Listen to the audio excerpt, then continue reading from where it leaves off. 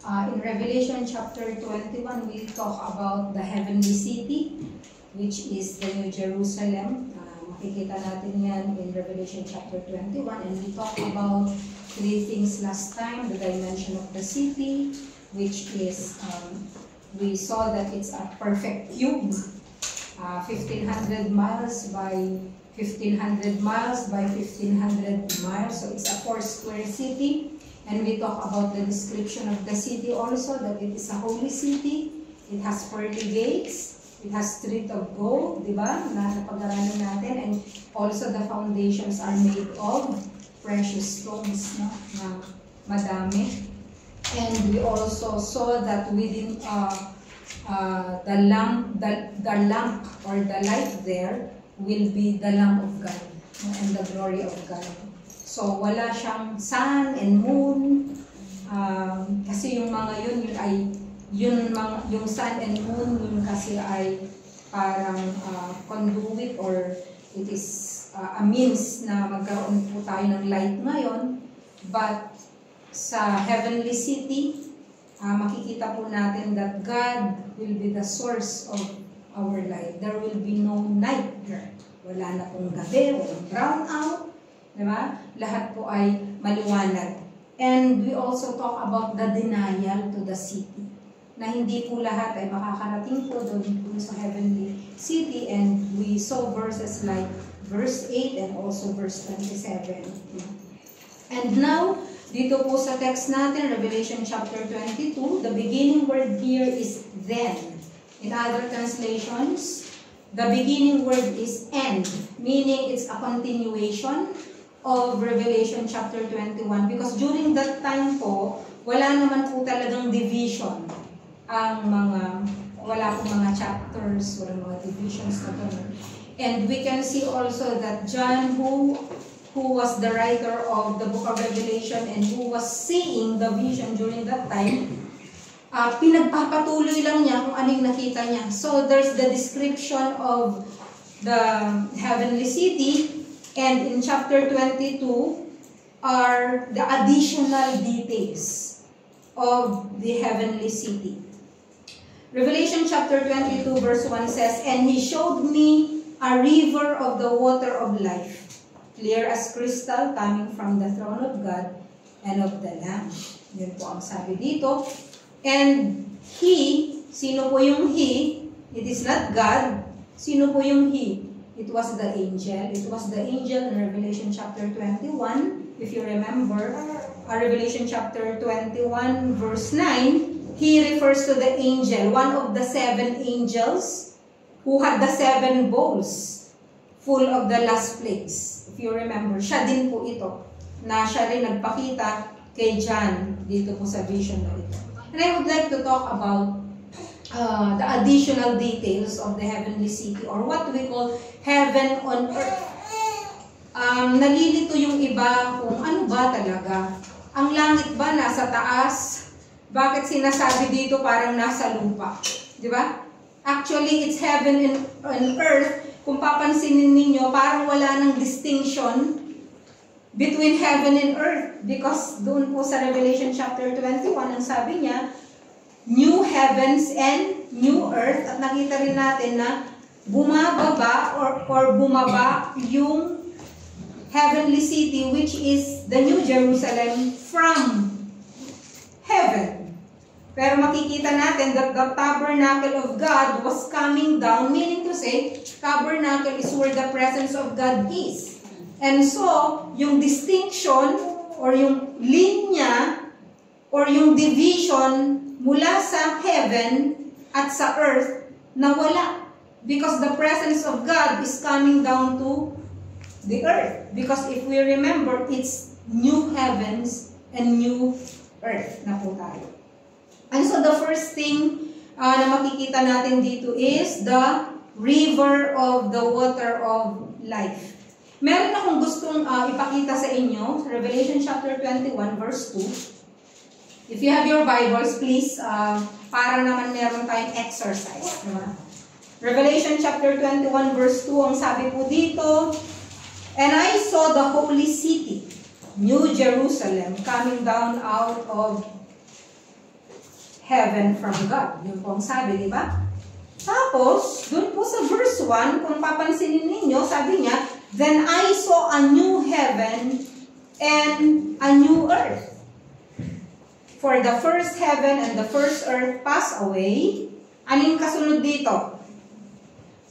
And there is no longer any sea. Okay. Yung pong mga mahilig na magmare, samantalahin nyo na po, lalo na po ngayong Agosto. Okay.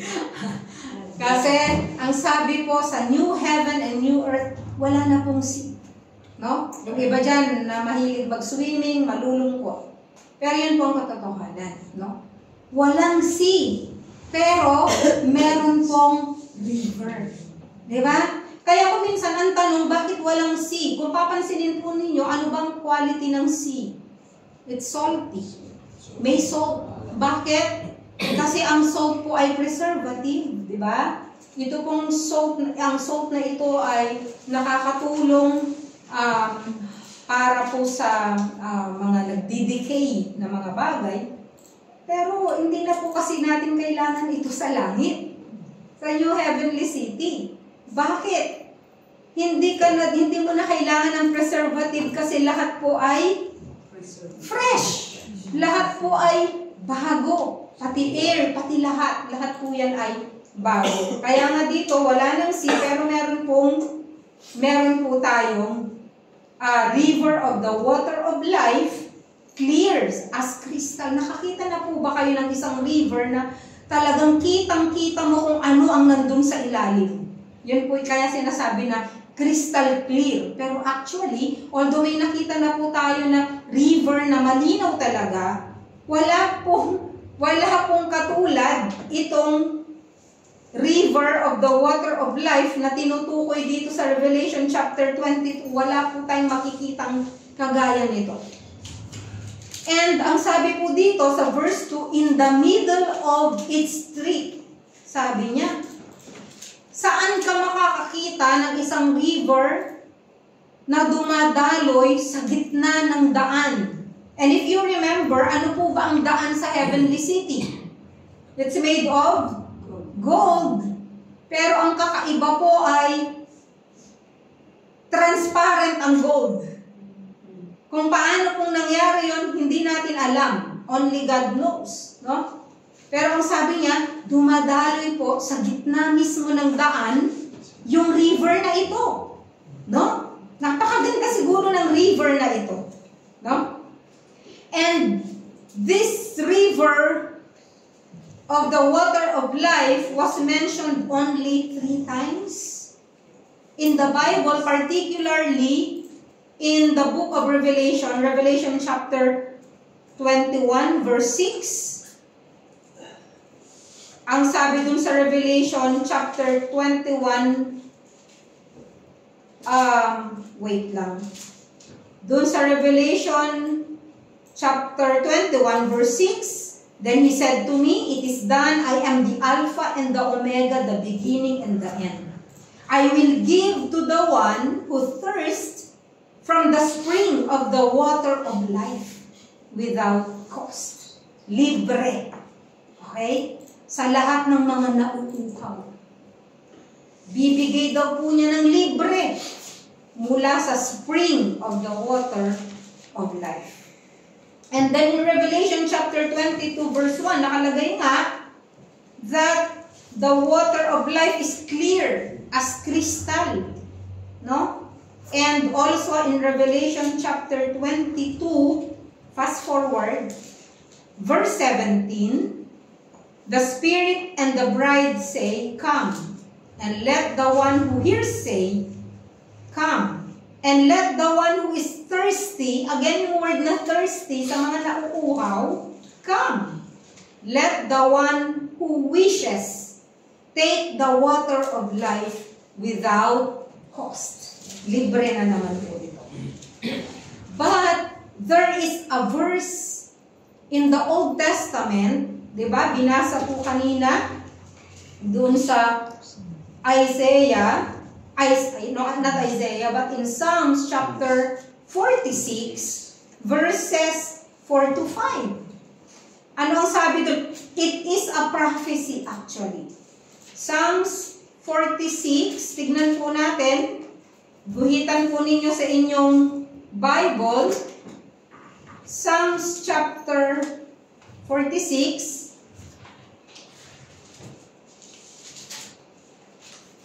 Alam po natin sandali.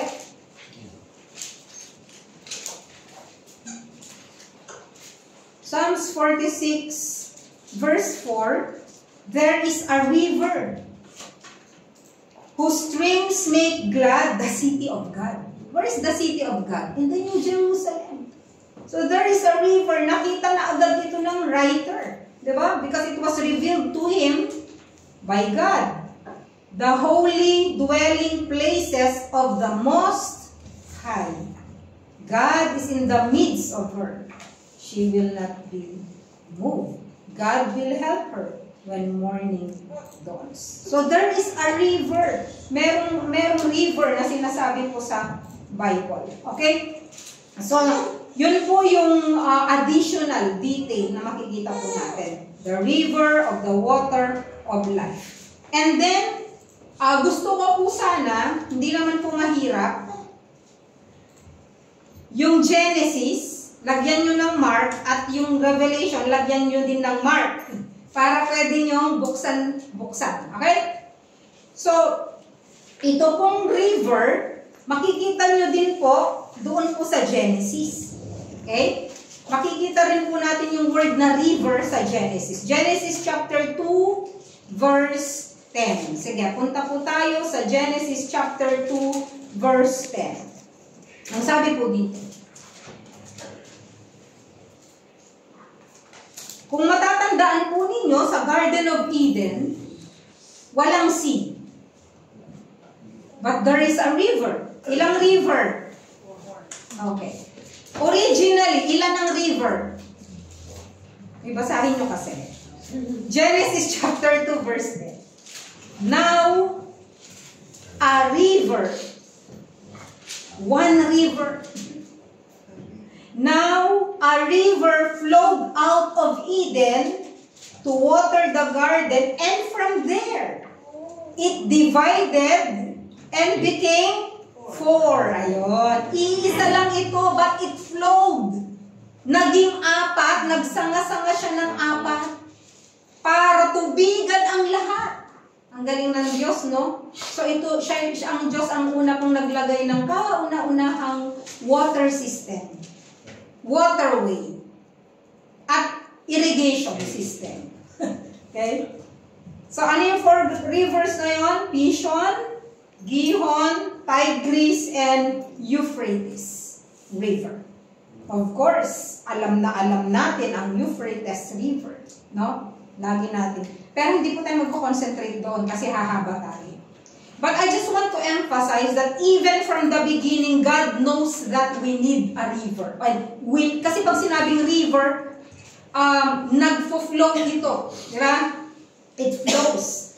Even from the beginning, God knows that we need water. And man cannot live without water. Actually, every civilization, para magtagal, yung civilization na yan, kinakailangan may tubig. Kaya nga Roma, tignan nyo eh. Di ba? Bakit? Hindi nagkukulang ng tubig. Kapag napansin nyo? Hindi po nagkukulang ng tubig. Dito. Bakit? Maayos. Di ba yung aqueducts? No? Maayos yung pagkakalagay, pagkakaplano dito ng tubig. No?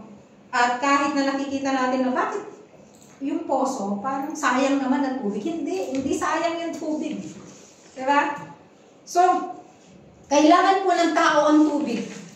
Kahit po yung mga nomads, yung mga unang tao, una po silang magpapatayo ng kanilang bahay or community saan? Doon sa alam niyang malapit sa tubig. Kasi kung malayo ka sa tubig, paano ka magsusurvive? Mag-iigib ka doon sa malayo. Pansinin ninyo yung mga magulang natin, lalo na yung sa probinsya, saan sila magtatayo ng bahay?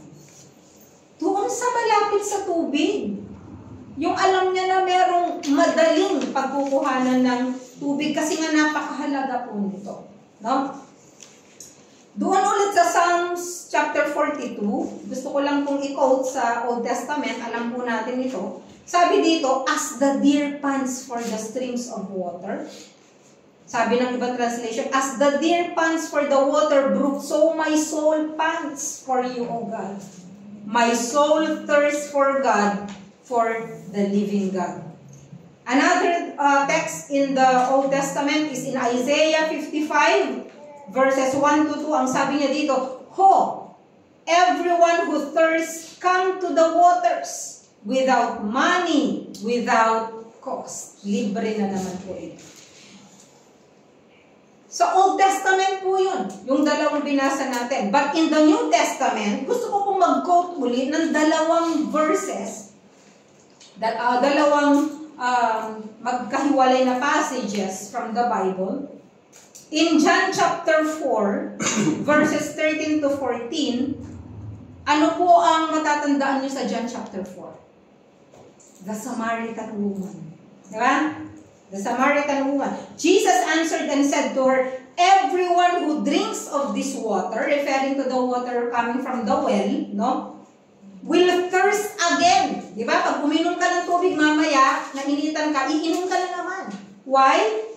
Kasi temporary lang yung water na yon. Temporary lang na mapapawi yung uhaw mo sa water na yan. Hanggang, uminom tayo ng tubig, mamaya kumain ka ng matamis. Natural, iinom ka na naman ng tubig. It will never satisfy. At the same time, sa buhay po ng tao, nauuhaw ang tao. At pinipilit niya na uminom ng tubig na nagmumula sa mundong ito. Di ba? People thirst for wealth. People thirst for power. People thirst for beauty. Kaya nga kung ano-ano mga pinaggagawa natin sa katawan natin para gumanda, pero kung minsan, disastro. Alam niyo mga nagpa-plastic surgery? Nakita niyo na ba yung video na ang gaganda tapos biglang because of sa disastro nung paggawa, nagmukha silang mga apes, nagmukha, talagang hindi maganda. No? Sabi nila, hindi raw magandang nagpapa-plastic surgery kasi daw, it's addictive. Halimbawa, pinagawa mo yung ilong mo, mamaya tinitignan mo, parang hindi ka satisfied, ipapagawa mo na naman ulit. Tapos pagka sa tingin mo, okay, parang hindi yata magandang kilay ko, o yung mata ko, o yung ipapagawa mo ulit. Addictive yung ganyan. Why? Because people thirst for beauty. But it will never satisfy. And people also thirst for youth. Kaya nga yung sabing ganun nagsasearch ng fountain of youth. You can never find a fountain of youth. Pampabata, nagpapaano ng botox ba yun, at kung ano-ano. Pero aminin natin, we all age. And we can age beautifully. Di ba? Pwede naman tayong maging maganda, na walang enhancement na ganyan, o walang mga artificial na kung ano-ano. Hindi ko sinasabing buhay po ng ibang tao yan. I'm not criticizing. I'm just saying that it's a part of man's thirst for something that can never satisfy. It will not satisfy. People thirst for money. Subukan mo yung tao na may 1 milyon. Hindi ako kontento sa milyon. I want more. I want more and more. Nagkaroon ng 2 milyon. I want more, 3 milyon. I want more, 4 na milyon. Why? Kasi yun ang nature ng tao. Nag-thirst siya. Diba? And then, ang sabi, yun po yung yun yung sinasabi dun sa John chapter 4 na sabi niya na, everyone who drinks of this water, referring to the physical water, at iba pang water. Because if you remember, the Samaritan woman had 5 husbands. Because she's trying to fill the void, or she's trying to satisfy. May hinahanap siya. Kaya ang sabi ni Jesus Christ, di ba sabi niya, pahingi naman ng tubig. Ikaw, na Hudyo, humihingi ka sa akin ng tubig, Samaritana ako. Di ba? Kasi alam natin na hindi po nag-uusap ang Jew at saka mga Samaritans, because the Samaritans are half-breeds. Diba? Mga mistiso po sila. Okay. Pero ang sabi ni Jesus Christ, whoever drinks of the water that I will give him will become in him a well of water springing up to eternal life. So he's referring to spiritual, hindi lang physical na water. And then dun sa John chapter 7, 37 to 38, ang sabi ni Jesus Christ, if anyone is thirsty, let him come to me and drink. Kung sino man ang nauuhaw, lumapit kayo sa akin at uminom. Alam po ng Panginoong Jesucristo kung anong kauhawan meron tayo. Alam niya yung mga ginagawa natin sa buhay para ma-quench yung thirst natin, but He knows that it will never satisfy, and He's saying, come to me. Nauuhaw ka? And then doon sa Psalms 42 nga, alam natin, sabi dito, as the deer pants for water. No? When the deer pants for water, di ba lumalabas yung dila niya dahil sobrang uhaw na uhaw siya. Kung ganun ka spiritually, ang sabi ng Panginoon, lumapit ka sa akin. And this is an invitation.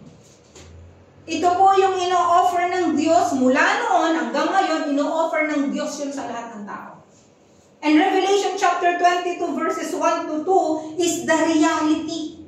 It will be a reality in the future for us believers.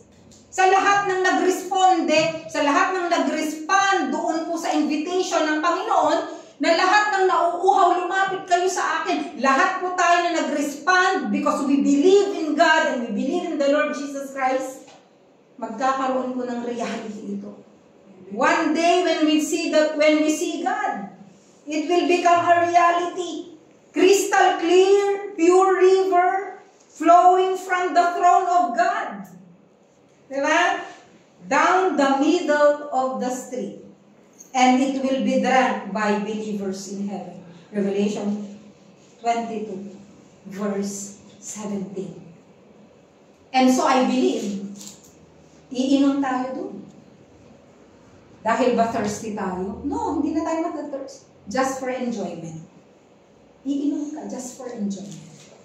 Not because your body needs it, no. Because glorified body tayo. Ba? And let the one who is thirsty come. Let the one who wishes take the water of the life without cost. Inulit ko po yung nakasulat kanina. No? And dito po, pang-apat, doon po sa verse 2 rin, the tree of life was introduced. Diba? Ang sabi dito, on either side of the river was the tree of life, bearing 12 kinds of fruit, yielding its fruit every month, and the leaves of the tree were for the healing of the nations. Now, let's go to the next one. Yung kanina, the river of the water of life. Ang pangalawa, the tree of life. Additional feature sa heavenly city is the tree of life. Teka lang. Parang nakita ko na itong tree of life na to Di ba?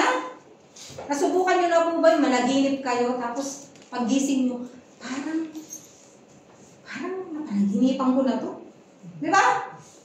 O kaya parang nagpunta na ako dito. Di ba? Meron tayong French word dyan di ba? Deja vu.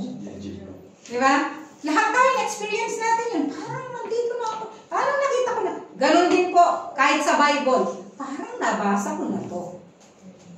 Saan nyo nabasa to? Ayun, nagbabasa sila, praise God. So the tree of life, makikita sa Revelation chapter 22 verse 2. But it was first mentioned in Genesis chapter 2 verse, saan yon? Kala ko ba nakabuklat yung Bible ninyo sa Genesis? Genesis chapter 2 verse 9.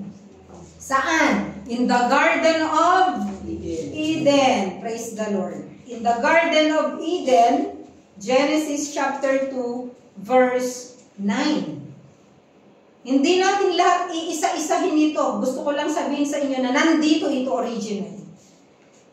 And then, it was repeated in Revelation chapter 2 verse 7. Revelation, sige, alam nyo, hindi mahirap. Alam kung bakit? Cover to cover lang. Kaya pwede mong sabihin, nabasa ko ng Bible, cover to cover. Genesis at saka Revelation. Okay? The beginning and the end. Okay. Revelation chapter 2 verse 7, it is actually a promise. Okay? Nabasa nyo na, nakita nyo na. Revelation chapter 2 verse 7, ang sabi dito, pangako ito sa Ephesus, di ba? Ang sabi niya, to him, he who has an ear, let him hear what the Spirit says to the churches. To him who overcomes, this is the promise, I will grant to eat of the tree of life, which is in the paradise of God.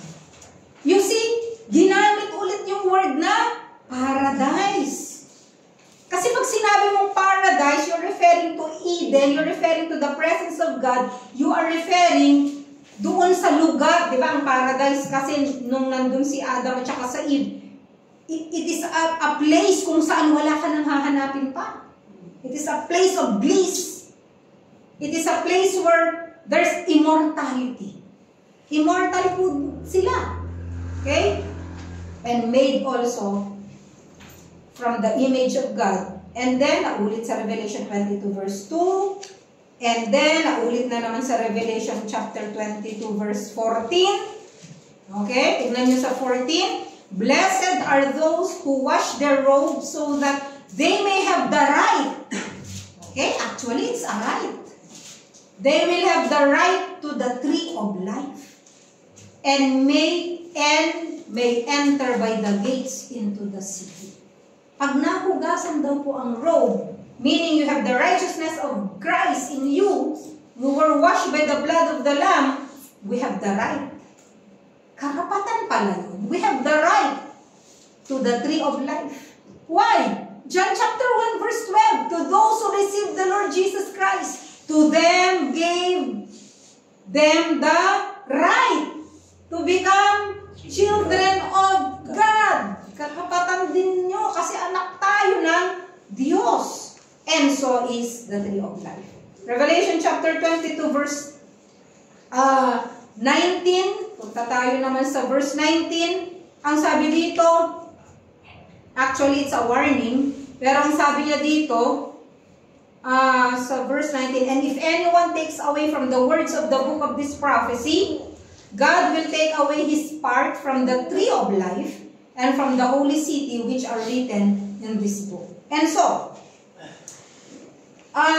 back sa Genesis. Ilang beses binanggit sa Genesis ang tree of life? Genesis chapter 2 verse 9. Okay? Genesis 2:9. Sige, punta ulit tayo sa Genesis chapter 2 verse 9, para lang po makita po natin. Ang sabi dito, out of the ground the Lord God caused to grow every tree that is pleasing to the sight and good for food. Ibig sabihin, marami siyang trees na ginawa.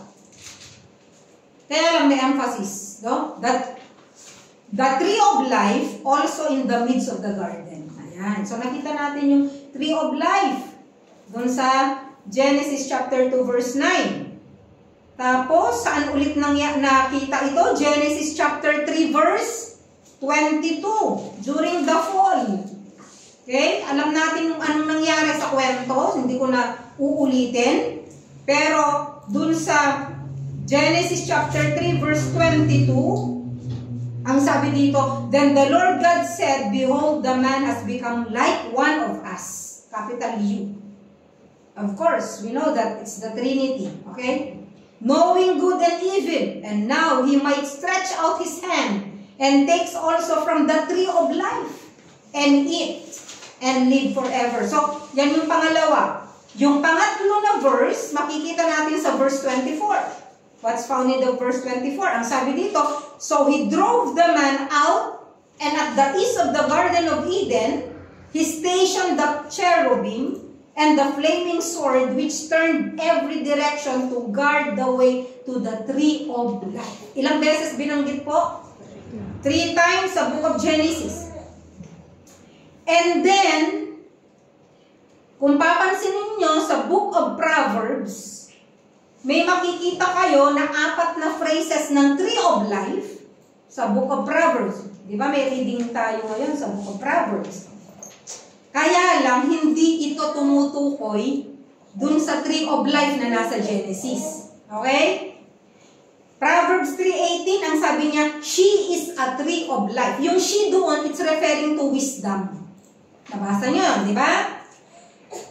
Proverbs 11:30, "The fruit of the righteous is a tree of life." Okay? Ano yung tinutukoy doon? The fruit of the righteous, yung bunga po ng mga matuwid. Ibig sabihin, nagtatagal, eternal. Wisdom, nagtatagal, it's eternal. Proverbs 13 verse 12, "The desire fulfilled is a tree of life." And Proverbs 15:4, it says, "A soothing tongue is a tree of life." Diba? So yung tree of life na makikita nyo doon, huwag nyong i-mistake na, ito yung tree of life. Hindi, iba yun. Okay? So ang gusto kong i-point out sa inyo, after the book of Genesis, after so many years, and after so many chapters in the Bible, nawala ito. Hindi nyo na ito nabasa. Correct? It will reappear in the book of Revelation. Okay? So, beginning, nawala because of the fall, magre-reappear siya sa book of Revelation. Revelation chapter 22. So, 7 times in the Bible, makikita natin yung word or yung phrase na tree of life, referring to the tree of life. Okay. In the book of Genesis. And now, I would like to talk about, I don't want to miss this opportunity to explain to you clearly the gospel using the tree of life. So, I want to talk to you, ang haba ng intro, no? But actually, it's not an intro. Nasa pangalawang point tayo, which is the tree of life. But I want to talk about the 3 trees in the history of redemption. Because I want to explain to you yung bagay na hindi naiintindihan ng mga tao. Alam ko, naiintindihan nyo rin ito, but I want to repeat para maipaliwanag nyo sa mga tao. You will understand the gospel clearly if you know these 3 trees na i-mention ko po sa umaga po nito. Okay, the first tree is found also in Genesis chapter 2 verse 9. What tree is that? Kapantay, ayoko muna pumunta sa tree of life, pero kapantay or the same na nasa middle of the garden is another tree. What tree is that? The tree of the knowledge of good and evil. Nung bata kami, pinapaniwala kami sa mga kwento na iisa lang ang puno. Na ang punong yun ay, tree of life. Yun po ang turo sa amin noon, nung bata kami. Na, nagkasala si Adan at si Eva kasi kinain niya yung mansanas na nandun sa gitna ng puno, yung punong yun ang tawag tree of life. Mali! Lahat mali! If you're going to read your Bible, merong 2 puno nasa midst of the garden. Ano yun? The tree of life and the tree of the knowledge of good and evil. At ang prutas hindi po mansanas. Kung ano man prutas yun, hindi ko po alam. No? But ang sabi ng Bible, it's a fruit. And God gave Adam, pero ang tinatalakay po natin ngayon ay yung unang tree, the tree of the knowledge of good and evil. Okay? God gave Adam enough freedom in the garden. Yes? Okay. Ano sabi? You can eat any of the fruit found in the garden except one. Actually, pwede siyang kumain dun sa tree of life. Tama? Kasi ang sabi ng Bible, you can eat from any tree in the Bible except for one. And what tree is that? The tree of the knowledge of good and evil. Paki-check nyo kung tama yung sinasabi ko o mali. Tama ba? Genesis chapter 2 verse 9. Anong pinagbawal ng Diyos? Yung prutas ba sa tree of life? Ano po ang pinagbawal niya? Okay. Yung prutas doon sa tree of the knowledge of good and evil. Therefore, even the tree of life is open to Adam for him to eat. And he can take it from, he can take the fruit, no, from the tree of life kung gugustuhin niya. Di ba? Pero hindi, di ba? Kaya nga dito nag-umpisa kung ano yung bawal eh. Alam mo ng bawal. Okay? So, Genesis chapter 2 verse 17. Di ba? Sabi ko, hawakan yung Bible nyo, Genesis tsaka Revelation. Genesis chapter 2 verse 17. Anong sabi po dito? Then, to Adam he said, because you have listened to the voice of your wife and have eaten from the tree about which I commanded you, saying, you shall not eat from it. Okay, ano nangyari? Nagkaroon po tuloy ng curse. There is a warning and a curse attached to it. Noong inutusan ng Diyos si Adam na huwag kainin, na huwag kumain doon sa prutas, ay doon sa puno ng good, the knowledge of good and evil, meron siyang kasamang warning. Okay? Anong warning niya?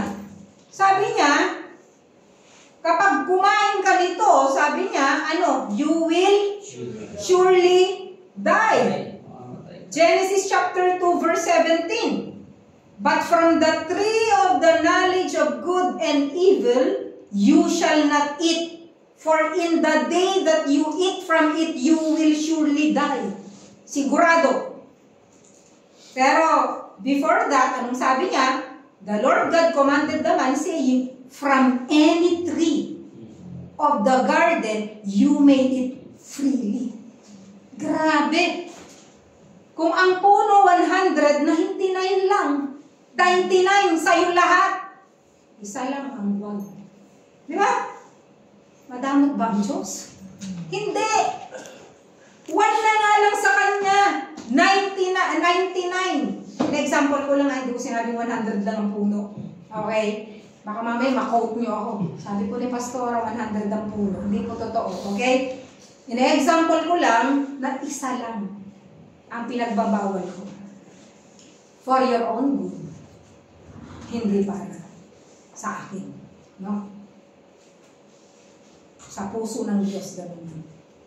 So, ito pong puno na ito, the tree of the knowledge of good and evil, ang mga reformed po, reformed theologians, they call it actually a tree of probation. Ang tawag nila dito ay tree of probation. Why? Because it's a test whether they are going to obey God. Kaya ang tawag po nila ay the tree of probation. No? But it's the tree of the knowledge of good and evil. So, anong nangyari? Hindi ko kailangang sabihin ang nangyari, Revelation. Genesis chapter 3, anong nangyari? Ang sabi nung serpent. Okay? Balikan natin ha. Ang sabi nung serpent, totoo ba? Alam niyo, ang diablo, magtatanim ng duda yan eh. Sa utak ng tao. Papaisipin ka niya. Tapos ikaw naman, pag naloko ka, nalinlang ka, oo nga, ano. Diba? Ganun. So, Now, ang sabi sa Genesis chapter 3, now the serpent was more crafty than any beast of the field which the Lord God had made. And he said to the woman, indeed, has God said you shall not eat from any tree of the garden? Nag-paraphrase siya. Totoo ba na sinabi ng Diyos na bawal kang kumain sa anumang prutas? Binaligtad na niya yung words ng Diyos. Napansin nyo? Gagamit siya ng word of God pero itutuwis niya. Babaligtad niya. Has God said you shall not eat from any of the garden? And the woman said to the serpent, from the fruit of the trees of the garden we may eat. But from the fruit of the tree which is in the middle of the garden, God has said, you shall not eat from it or touch it or you will die. O dinagdagan na niya. Anong dinagdag? Touch! Nakita nyo? Kaya kung minsan magbabawas, magdadagdag, kasalanan. And the serpent said to the woman, you surely will not die. Because he is the father of lies. Okay? For God knows that in the day you eat from it, your eyes will be open and you will be like God, knowing good and evil.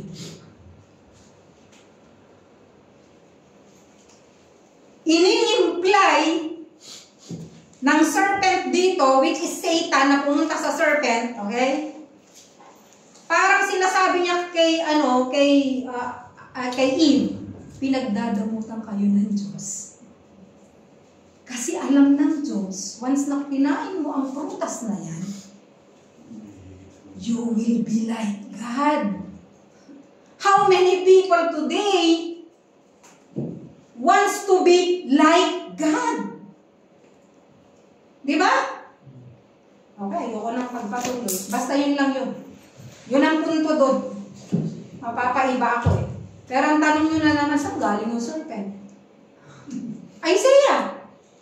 You studied the book of Isaiah and Ezekiel that before God created this, di ba? Create niya muna ang angels. But, nag-rebel po ang 1/3 of the angels sa pangunguna ni Lucifer, kaya naging Satan. Kaya, nandyan siya ngayon. Okay, alam niyo na yung isasagot nyo. Saan nanggaling yung serpent? Okay. So, yun ang ibig ko lang sabihin. So, there was proscription. Hindi prescription Yung prescription, yung piniprescribe pagka may sakit. Gaya kay Bro Joel, may piniprescribe ngayon na gamot ang doktor. Okay?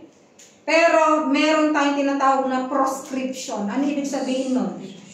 The act of forbidding something or banning or you are barred to do it. No? So, ano yon? Ano ngayon yon? Yun. Bawal kang kainin. Bawal mong kainin. No? Bakit? Ano ba ang duty na binigay ng Diyos kay Adan? Meron siyang duty. What's the first duty? To worship God.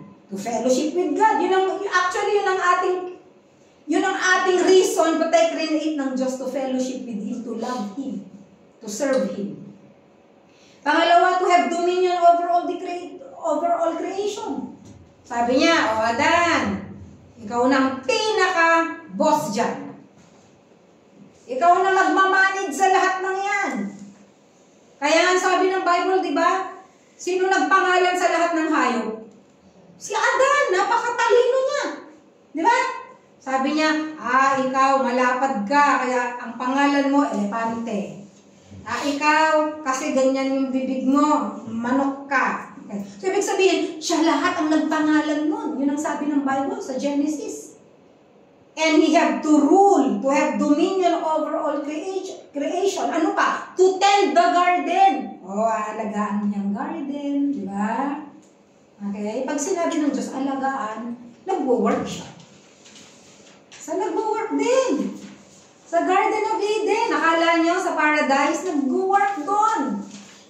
Yun nga lang, hindi yung work na kagaya ngayon. Okay?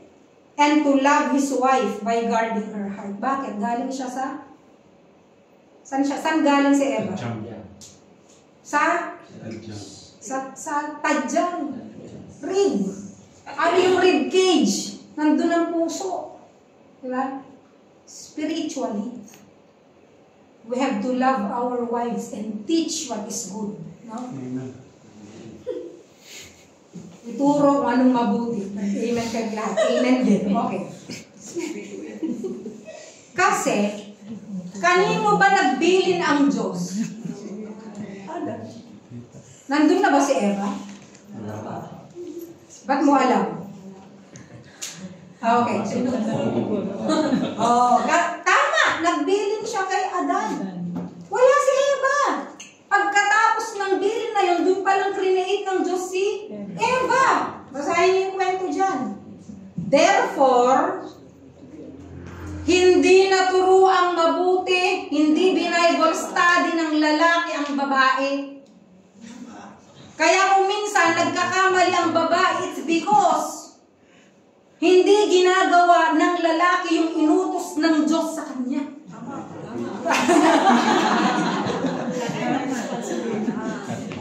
Tapos magre-reklamo, ang misis ko ganito, ganyan. Because it's your responsibility. You have the anointing, men. You have the anointing from God, direct anointing from God, na ikaw ang leader ng bahay mo. Kahit na mas malaki ang sweldo ng misis mo, ikaw ang leader ng bahay mo. But you have responsibilities. Matigas ang ulo, ate. Okay? You have responsibilities. Ewan ko ba't napunta ako. Yun ang ayoko eh. Yun ang ayoko. Okay. Okay. So in Genesis chapter 3, nag-commit sila pareho ng sin of omission and si Adan ng sin of omission and sin of commission. What is sin of commission? What is sin of omission? By not doing what God is telling you to do. Anong ginawa? Hindi niya tinuruan ng mabuti. Tinuruan, mali-mali. Kaya mali yung doktrina ni Eva. Sin of commission nung binigyan siya. He condoned it. Dapat sana sinabi niya, hindi. Huwag. Ano nangyari? Under the saya siya. Binigay ng asawa, kinuha mo naman. Alam mo, mali. Okay? That's the sin of omission. Okay? And they died that day. Maaaring sabihin nyo, buhay naman, nanganak pa nga. No. They died that day. Anong klaseng kamatayan? Spiritually. Even physically. They became mortals. Do you remember? When we were created, when man was created by God, man was immortal, walang kamatayan. And he is in the Garden of Eden. Diba? But because of the fall, they became mortals and death was introduced to the human race. Kaya nagkaroon po ng kamatayan. And disease was introduced. Kaya nagkaroon ng sakit. Huwag mong sisisihin ng Diyos sa sakit mo. Okay? Lalo na sa kapabayaan mo, sa health mo. Okay? Pumaas tuloy ang lahat. Sorry po. Okay. Sa mga natamaan. Kahit ako. Kuminsan alam natin, bawal ang ganito. Masarap kasing lechon. Diba? Masarap ang prito, masarap ang fried chicken, masarap lahat. Kaya lahat ng bawal. Okay? They became mortals.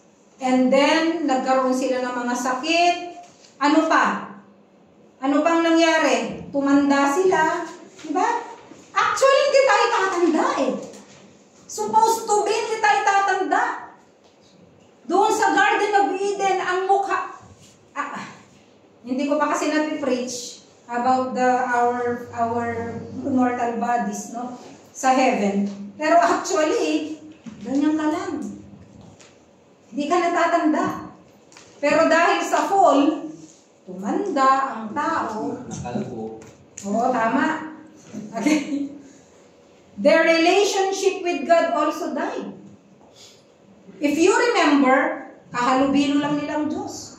Nung nagkasala sila, nabuksan yung mata nila, alam nilang hubad sila. Ang sabi ng Diyos, nasaan kayo? Kasi sanay ang Diyos, nandyan lang sila sa kalat-kalat, sa garden. Isang araw, wala sila. Nasaan kayo? Ibig bang sabihin, hindi alam ng Diyos, alam niya. Ang sinasabi lang niya, nasaan kayo sa relasyon niyo sa akin? We are naked, that's why we hid. Nagtakaw na sila. Alam niyo yung tao na may ginawang kasalanan? Umiiwas. Nagtatago. Pero kapag sinet free tayo ng Diyos, diba? Papalayaan niya po tayo. We don't want our relationship with God to be cut or magkaroon ng division between God and man. Pero nagkaroon because of sin.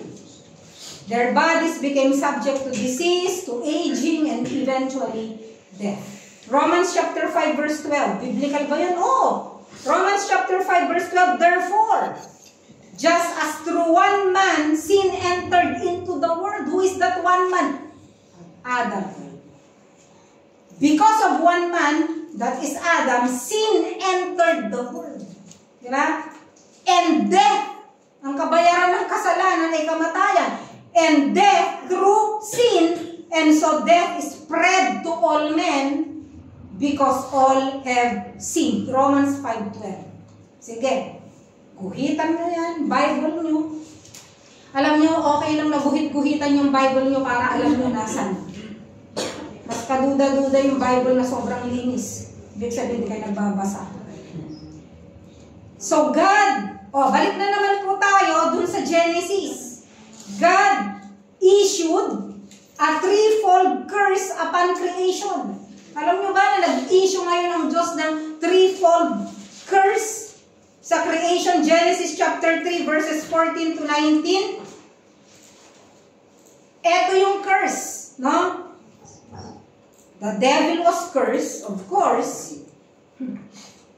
The devil was cursed. Doon po sa verse 14, the Lord God said to the serpent, because you have done this, cursed are you more than all cattle and more than every big beast of the field. On your belly you will go and the dust you will eat at all the days of your life. Kasi ang serpent po noon may mga paa. Actually, meron isang nahukay na mga relics, tapos nakita, ancient civilization, may mga drawing ng isang serpent na may mga paa. Ibig sabihin, nung unang panahon, natandaan ito, kasi salin lahi, di ba? Na ang serpent originally may paa. Kaya nga kinurse siya, sabi niya, mula ngayon, ano sabi niya, gagapang ka at kakain ka ng alikabok. Dati-rati, hindi yung kumakain ng alabok. Ano yung alabok na yun? Tao. Kaya pinagpipiestahan po ng diablo ang tao. Yung flesh ng tao kung saan siya mahina, yun po yung dahilan. No? Anyway, ibang preaching yun. Ano? Pero ang sinasabi ko lang, the devil was cursed. Ano pa? Man was cursed. The woman was cursed. Ano yung curse sa woman? Sabi niya, I will greatly multiply your pain in childbirth. Yan. Kasalanan mo kasi, kaya mahirap ngayon manganak. In pain, you will bring forth children. Okay? And then, na-curse din ang lalaki. Verse 17, then to Adam he said, because you have listened to the voice of your wife, anong sabi niya? Curse is the ground because of you. So the ground was cursed. Sa tulo ng iyong pawis, ikaw ay kakain. In toil you will eat of it all the days of your life. Kaya hanggang ngayon naglalaboro tayo. Yan. Kaya masakit ang tuhod, masakit ang kamay, masakit ang paa, masakit ang ulo sa katatrabaho, at kung paano pagkakasyahin ang sahod. Diba? Because of this curse. The devil was cursed, Adam and Eve was cursed, were cursed, and the ground was cursed. Genesis chapter 3 verses 22 to 24. Ano ngayon ang resulta? Ang sabi ng verse 22, okay? Genesis chapter 3 verses 22 to 24, ang sabi ng Diyos, behold, the man has become like one of us, knowing good and evil. Yun ang natutunan ng tao. Alam na niya kung anong mali at tama. Di ba? Ang problema, ang sabi ng Diyos, baka kumain siya sa tree of life. Nakita niyo yun? And now, he might stretch out his hand and take also from the tree of life and eat and live forever. Yun ang problema ngayon. So, he drove the man, verse 24. So, verse 23, therefore the Lord God sent him out from the Garden of Eden to cultivate the ground from which he was taken. So, he drove the man out, and at the east of the Garden of Eden, he stationed the cherubim. Meron siyang inilagay na isang cherubim. Isa. With a flaming sword, which turned every direction to guard the way to the tree of life. Hanggang ngayon nakabantay na walang pwedeng pumasok doon sa garden na yon. Kaya yung paradise was lost. But paradise will be regained sa heavenly city. Di ba? Revelation chapter 22 verse 3, ang sabi niya dito, there will no longer be any curse. Ayun, bakit inilagay ngayon ng Diyos yun? Bakit inilagay ngayon dito sa verse 3, ang pinag-uusapan yung 3? Bakit isiningit yung there will no longer be any curse? Bakit? Siyempre, alam ng Diyos na curse nga eh. Dahil dun sa the tree of the knowledge of good and evil. So the curse was lifted up in Revelation chapter 22. Nawala ang curse. Genesis may curse. Pagdating natin sa Revelation, nawala ang curse. The curse was lifted up because the Bible said there will no longer be any curse. Why? Because dun sa covenant of works, meron tayong tinatawag na covenant of works eh. Ano yun? Yung nakalagay sa Deuteronomy chapter 21, no? Na kapag ikaw ay nagkasala, parurusahan ka. The covenant of works say, the man who sins will be cursed and dies. Okay, buksan natin yung, teka lang, Deuteronomy chapter 21 para malaman lang po natin, no? Deuteronomy chapter 21, ang sabi sa verse 22, if a man has committed a sin worthy of death, and he is put to death, and you hang him on a tree. Ibig sabihin, kapag ikaw nagkasala ka, at karapat-dapat kang mamatay, ano? Eh di parusahan ka. Bakit? Nagkasala ka eh. Okay? Yan ang sinulat ni Moses. The covenant of works. Yung covenant ng works na yon, actually, yun ang reason kung bakit ibinigay yung law. Okay? Yung may bawal na gawin, wag mong gawin, wag mong ganyan. Okay? Because if we sin, we accept the curse and we die. So, dun sa Deuteronomy 21, verse 22, makikita natin that there is a penalty for sin. What is that? Death. So, makikita po natin that the law kills. Tama? Yung law, yung kautusan, binigay ng Diyos kay Moses. Okay, you had your Bible reading, so I know you know this. Ibinigay ngayon yung law, di ba, kay Moses? So the law kills. Bakit? Kapag nagkasala ka, kailangan mo parusahan. Sabi pa nga, di ba, an eye for an eye, a tooth for a tooth. Kapag kapag pumatay ka, okay, kailangan mamatay ka din. Ganon yun eh. The law has no mercy.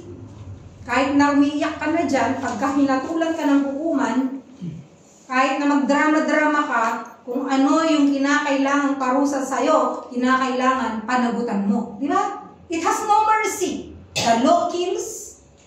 Kung death row, na kailangan mong mamatay. The law has no mercy. No? The law requires punishment. That's the covenant of works.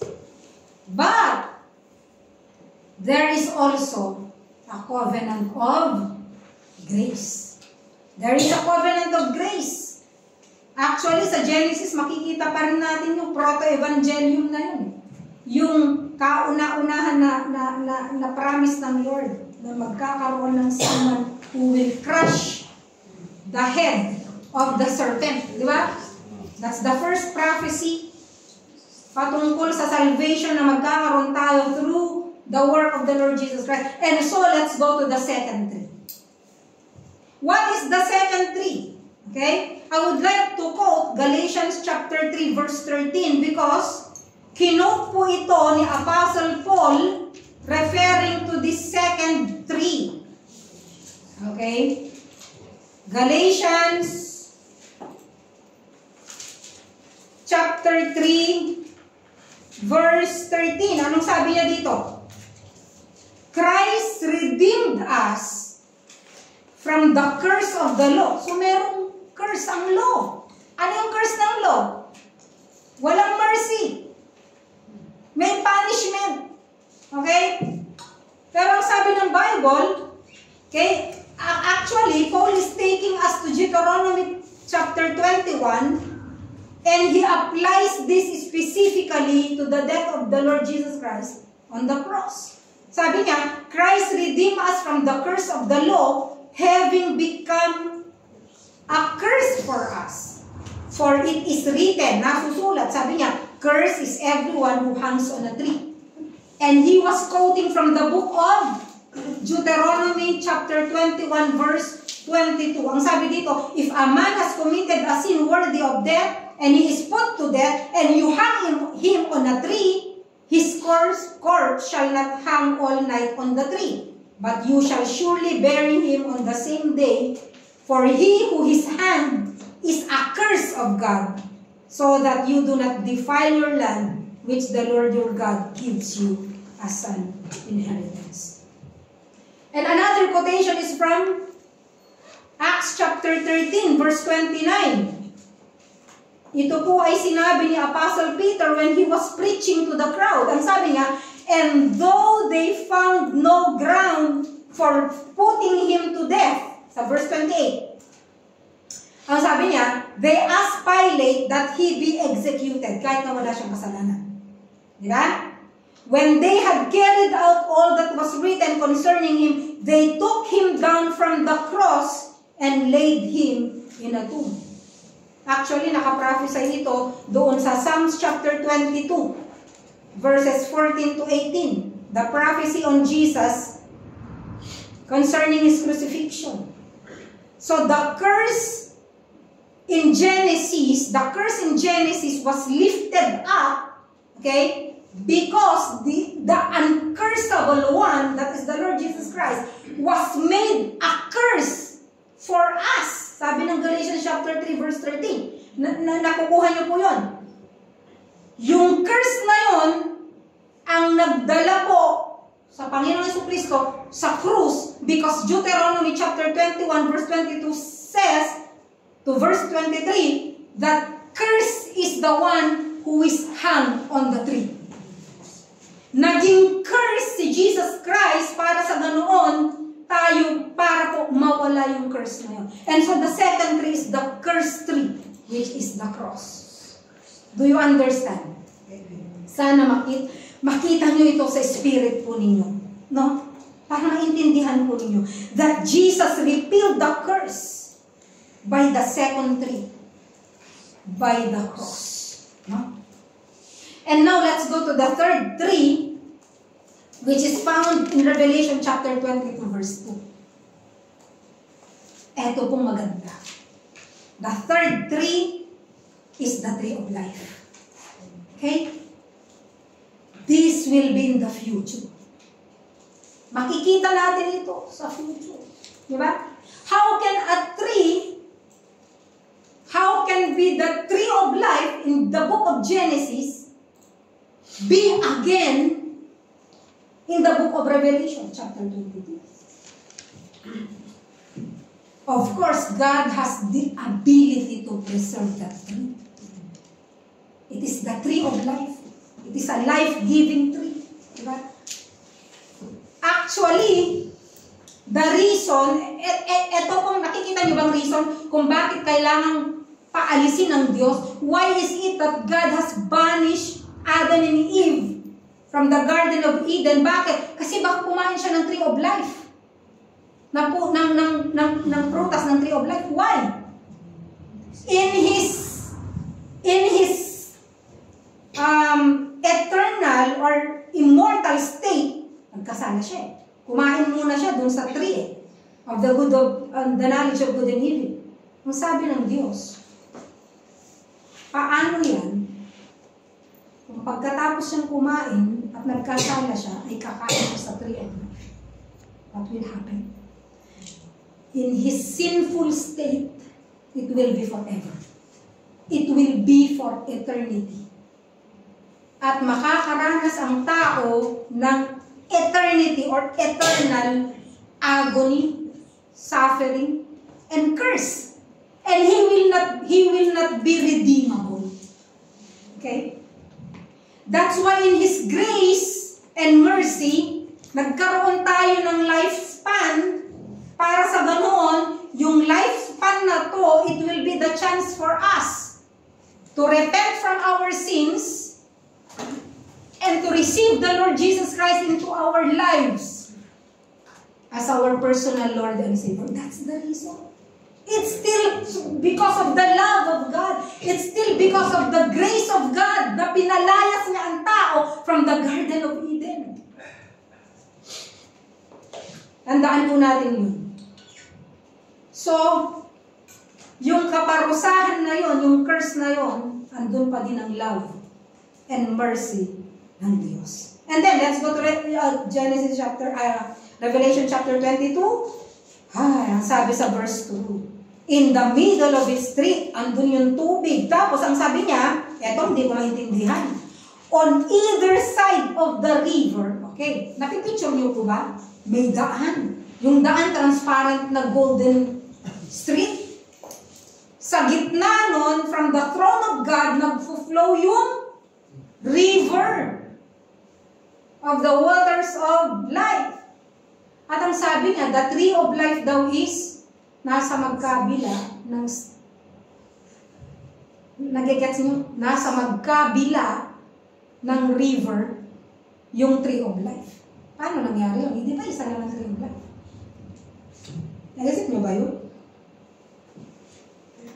Nasa either side. Why? Because it's the tree of life. It has the ability to reproduce because it is the tree of life. And I believe it spread. Wala namang imposible sa Diyos. No? It spread. Ang sabi ng Bible pa nga, bearing 12 kinds of fruit. Saan ka nakakita ng isang puno na nagbe-bear ng 12 fruits each month? Ang sabi niya, yielding its fruit every month. Alam ng Diyos na meron tayong 12 months. Pag po New Year, madalas kayong magpabili yung iba ng 12 fruits na iba-iba para daw 12 months sagana. Naku, huwag niyong gagawin yun. Dating swerte. Walang ganon. Okay? Ang blessing ng Lord, nasa blessing niya. Nasa kamay niya, nasa pananampalataya natin, nasa grace niya. Lahat ng blessing na tinatamasa natin, wala dun sa 12 na fruits na yan. Yung iba naman, dahil nagtitipid, yung orange nilagyan, January, February, March, April, May, June, July, hanggang December. 12 nga naman na fruits. Pero hindi po totoo yun. Alam nyo naman ang Diablo, nililihis lagi. Pero nasa Revelation chapter 22, that we will be enjoying in heaven 12 different fruits in season, bawat month it will yield.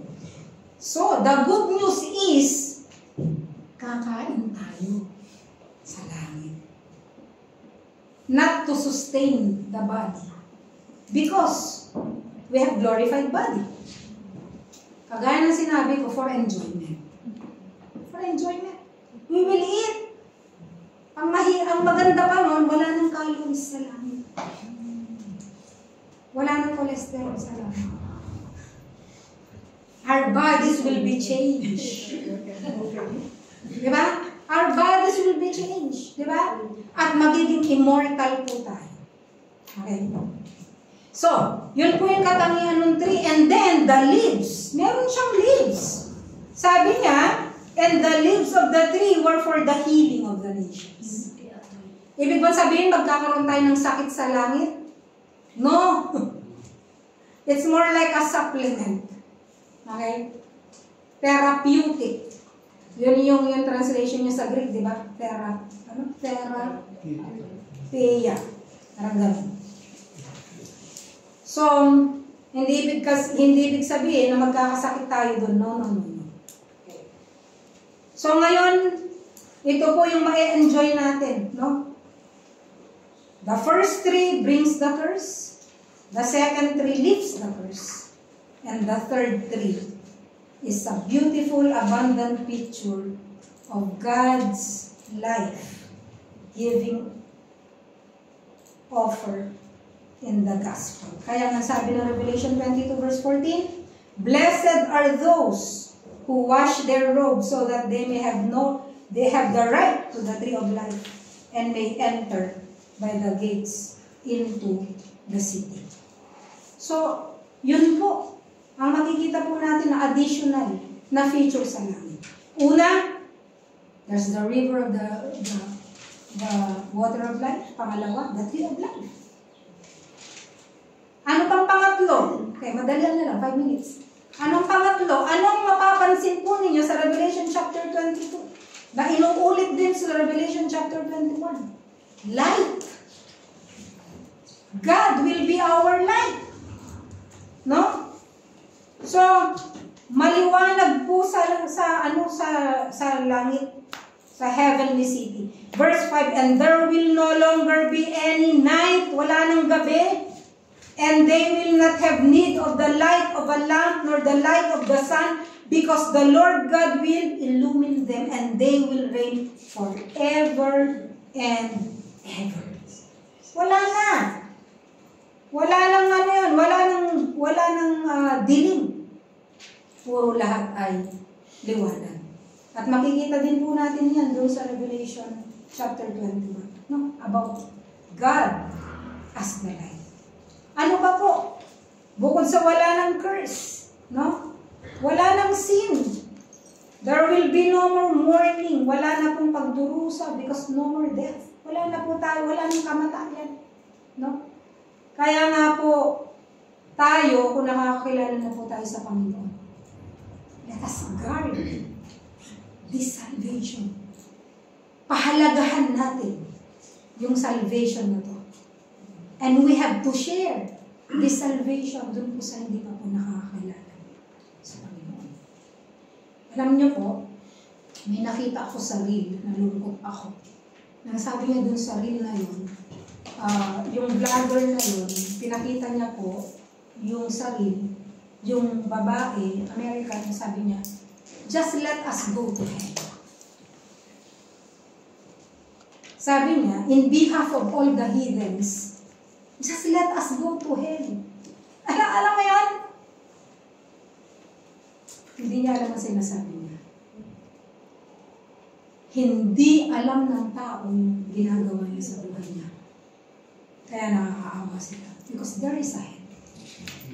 Whether people deny it or don't believe it, there is an afterlife. And there are only two places for people to go when they die. Doon sa lugar na puro curse at yung lugar na pinagpala. At sa oras na ito, kung hindi ka sigurado kung saan ka pupunta, kailangan siguraduhin mo. I want to tell you that because of the sin of man, you are cursed. Oo, kasama ka dun. But praise be to God, because Galatians chapter 3 verse 13 says, Jesus became a curse for us. Para sa ganun ma-lift yung curse na yun doon po sa Genesis. Shall we pray? Sa oras na ito, kung di ka sigurado sa iyong kalalagyan kapag ikaw ay namatay, at kung nais mo ng kapayapaan sa iyong buhay, inaanyayahan kita na lumapit sa Diyos. Siya yung tubig na kung iinom ka ay kailanman hindi ka na mauuhaw. He is the tree of life. Siya nagbibigay ng buhay. Siya ang ilaw. At kahit kailan, hindi na magliliwanag. Hindi na magdidilim ang liwanag nito. So, sa oras na ito, inaanyayahan kita. Ang sabi ng Biblia, lahat ay nagkasala. At hindi karapat-dapat sa piling ng Diyos. Subalit, dahil sa pag-ibig ng Diyos, ibinigay niya kanyang bugtong na anak na si Jesus.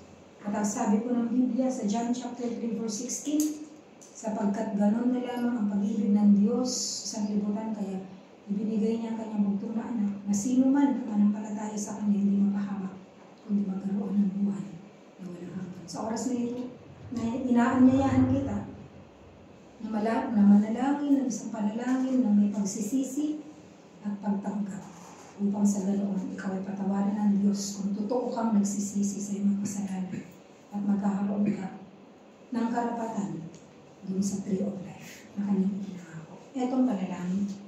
Panginoong Diyos, nakita ko po sa iyong mga salita na ako ay makasalanan at hindi ko kaya iligtas ang aking sarili. Na ako po ay sinumpa. Subalit salamat po na nandiyan ang Panginoong Jesucristo upang akuin ang aking mga kasalanan, akuin ang aking mga sumpa. Sa oras na ito, ako po'y humihingi ng kapatawaran sa lahat ng aking nagawang kasalanan. Tinatanggap ko kayo, Panginoong Jesucristo, sa aking buhay bilang Panginoon na kayo na pong maghahari sa aking buhay. Kayo na pong masusunod sa aking buhay at bilang tagapagligtas. Salamat po sa kapatawaran at sa buhay na walang hanggan. Sa pangalan ni Panginoong Jesucristo at sa inyo dakilang Diyos, aming Ama sa langit, kung aming dalangin. Sa pangalan ni Jesus. Amen. Tayo po'y manalangin. Panginoon Diyos, salamat po sa buhay na walang hanggan. Binigay niyo po sa bawat isa sa amin. Salamat po, Panginoon.